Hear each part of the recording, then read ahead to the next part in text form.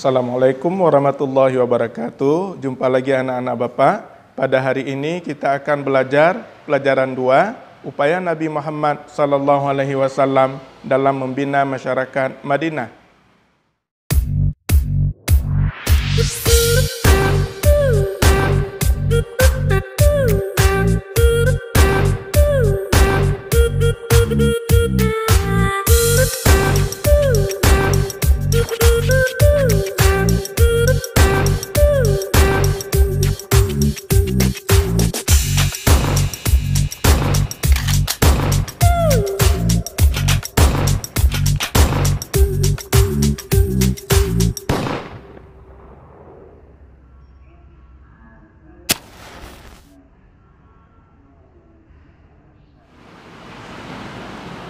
Pada pelajaran pertama, kita telah mempelajari tentang Perang Badar, Perang Uhud, dan Perang Khandaq.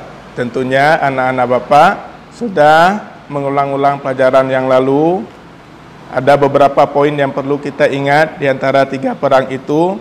Yang pertama, alasan terjadinya perang. Yang kedua, kapan terjadinya perang, berapa jumlah pasukan, siapa pemimpin tiap pihak, dan sebagainya.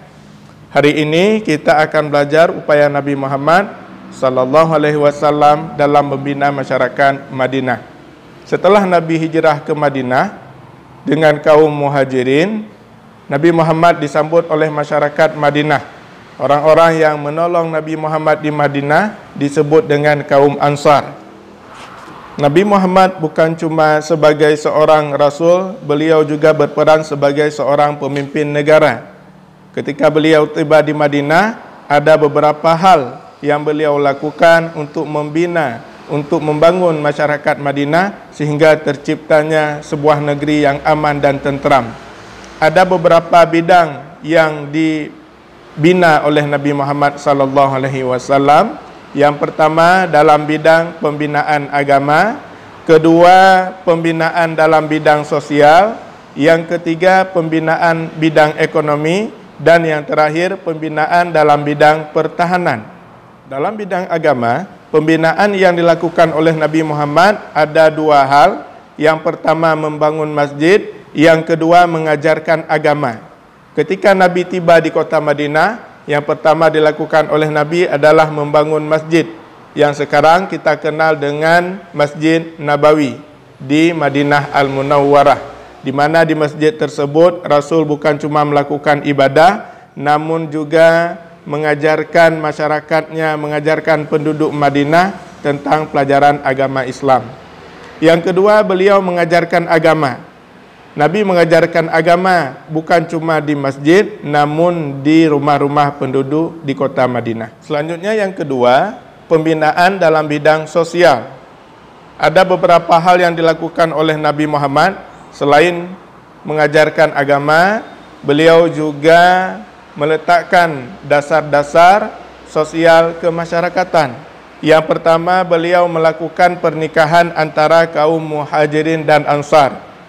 Seperti telah diulang-ulang, kaum Muhajirin adalah penduduk Mekah yang hijrah ke kota Madinah, sedangkan kaum Ansar, penduduk Madinah yang menolong kaum Muhajirin yang hijrah.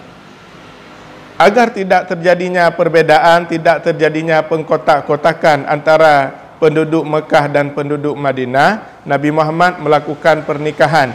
Harapan beliau agar kuatnya persatuan antara Muhajirin dan Ansar. Yang kedua, beliau berdakwah yang dihadiri oleh kedua pihak dalam satu tempat. Jadi Nabi Muhammad tidak membeda-bedakan. Ketika beliau berdakwah, antara Muhajirin dan Ansar disatukan tempatnya. Yang ketiga, beliau berbuat adil dan tidak membeda-bedakan status sosial. Tidak karena kaum Muhajirin berasal dari satu kota yang dengan Nabi Muhammad, sama-sama dari kota Mekah, beliau melebih-lebihkan kaum Muhajirin. Tidak, Nabi Muhammad tetap menyamakan derajat manusia, baik itu dari Muhajirin maupun dari kaum Ansar. Yang keempat, melibatkan kaum Muhajirin dan Ansar dalam pembangunan masjid. Semua pihak dilibatkan oleh beliau tanpa membeda-bedakan. Dengan adanya pengaturan seperti ini, terbinalah hubungan yang kuat antara kaum Muhajirin dan Ansar. Selanjutnya anak-anak Bapak, Yang ketiga, pembinaan dilakukan oleh Nabi Muhammad adalah pembinaan dalam bidang ekonomi.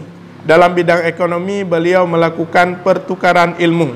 Penduduk Mekah terkenal dengan kepandaiannya dalam berdagang. Sedangkan penduduk Madinah, karena daerahnya subur, terkenal dengan kepandaian untuk berkebun maupun bertani. Nabi Muhammad menukarkan ilmu tersebut. Orang Mekah mengajarkan cara berdagang kepada penduduk Madinah, sedangkan penduduk Madinah, kaum Ansar, mengajarkan cara bertani maupun berkebun kepada penduduk Mekah. Dengan adanya saling pertukaran ilmu tersebut, kerjasama yang dilakukan oleh kedua pihak saling meningkat. Dalam bidang pertahanan, ada dua hal yang dilakukan Nabi Muhammad, ada dua bidang. Yang pertama, dalam bidang pertahanan keamanan di dalam negeri atau di dalam kota Madinah sendiri. Yang kedua, pertahanan dari pihak luar. Pertahanan atau stabilitas keamanan.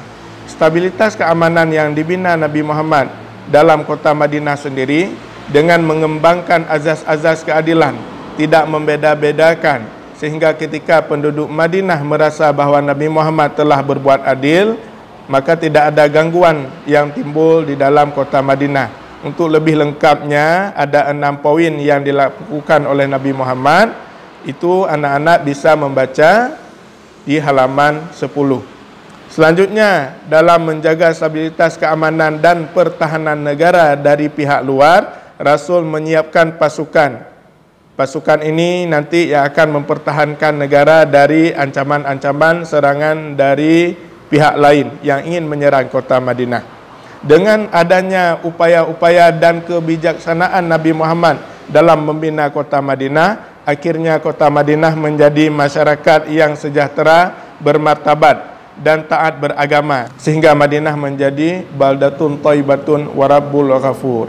Demikian anak-anak video singkat pada hari ini. Karena materi yang kedua ini, materi pelajaran kedua tidak panjang, Bapak hanya menjelaskan inti-intinya saja. Untuk lebih lengkap, anak-anak bisa membaca sendiri, diulang-ulang mulai dari halaman 8 sampai halaman 10. Assalamualaikum warahmatullahi wabarakatuh.